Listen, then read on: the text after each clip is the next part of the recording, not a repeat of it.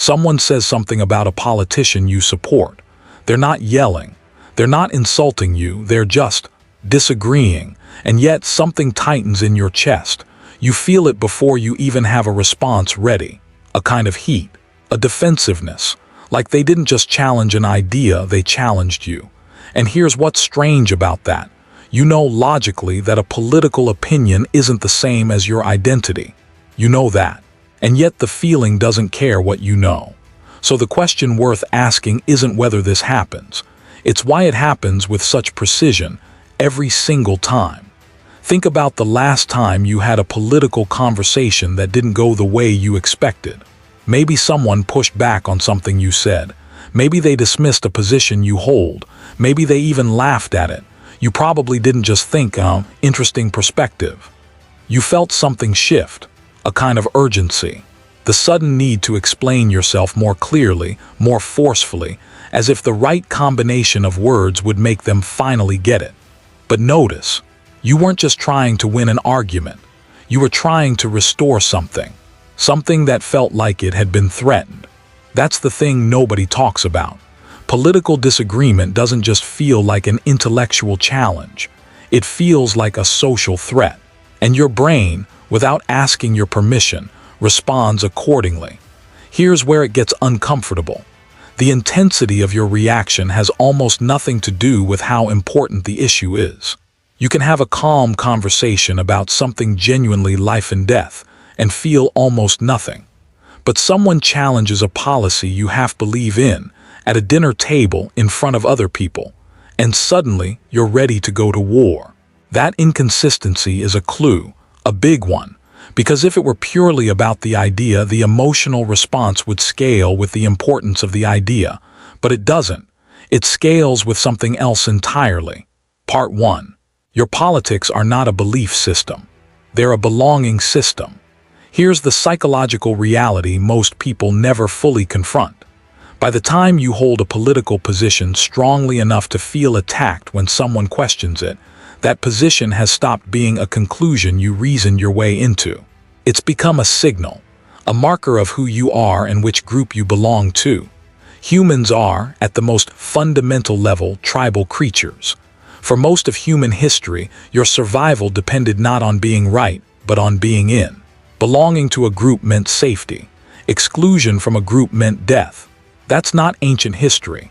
That's the operating system your brain still runs on. So when someone challenges your political beliefs, your brain doesn't process it as someone disagrees with my position on tax policy. It processes it as someone is questioning whether I belong here. And that is not a small thing. That is an existential alarm. Part 2. The identity fusion nobody warned you about. There's a process psychologists call identity fusion. The point at which a belief, a group, or an ideology stops being something you have and becomes something you are.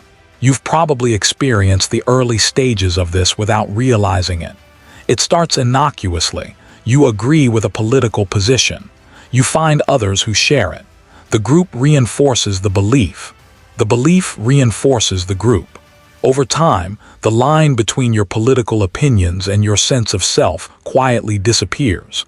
And once that happens, disagreement becomes indistinguishable from rejection. This is why the person who attacks your politics feels emotionally like someone who is attacking you, because in the architecture of your identity they are. Most people think they're the exception here. They'll tell you, I'm not like that. I can handle pushback. I think critically. And that might even be partly true in calm, low-stakes moments. But put them in a room where people they respect are questioning something they deeply believe, and watch what happens to that composure. Part 3. The smarter you are, the more vulnerable you are. This is the part that tends to land hard. You might assume that more intelligence, more information, more political awareness would make you less susceptible to this kind of emotional reactivity. That the more you know, the more clearly you can separate me from my ideas. Research suggests the opposite is true. There's a well-documented phenomenon called the backfire effect. Although more recent research has complicated this, where people, when confronted with evidence that contradicts their beliefs, sometimes become more entrenched rather than less. And the mechanism behind it is fascinating. Your brain doesn't just register the correction. It flags the threat. It mobilizes. It looks for counterarguments, not to find truth, but to defend. The more articulate you are, the more sophisticated that defense becomes. You have more tools to rationalize, more vocabulary to justify, more historical examples to recruit in support of your position. So the fortress gets stronger, even as the attack gets weaker. Intelligence in this context doesn't protect you from identity-based reasoning. It weaponizes it. Notice how people will hold remarkably consistent political positions right up until the moment their own life contradicts it, and then discover surprising nuance that somehow leads them back to the same conclusion. Not because they reasoned through it, but because changing their position would mean changing who they are in the eyes of their community. Notice how political arguments online rarely end in someone saying, "You know what? You've changed my mind." Not because the arguments are bad, but because the format itself is public, and public capitulation feels like humiliation. Notice how the people you know who are the most politically passionate are often the ones who have the most of their social life, their identity, their friendships tied to one side. The belief isn't just a belief. It's the center of gravity of an entire world. Here's the thing. None of this means your political beliefs are wrong. It doesn't mean the other side is right. That's not the point. The point is this. If your beliefs are good, they should be able to survive scrutiny without your nervous system treating that scrutiny as an attack on your survival. The fact that it doesn't, the fact that your body responds to political disagreement the way it might respond to physical danger, tells you something important. Not about the politics, about the attachment. And there's a useful question sitting underneath all of this, one worth sitting with longer than is comfortable.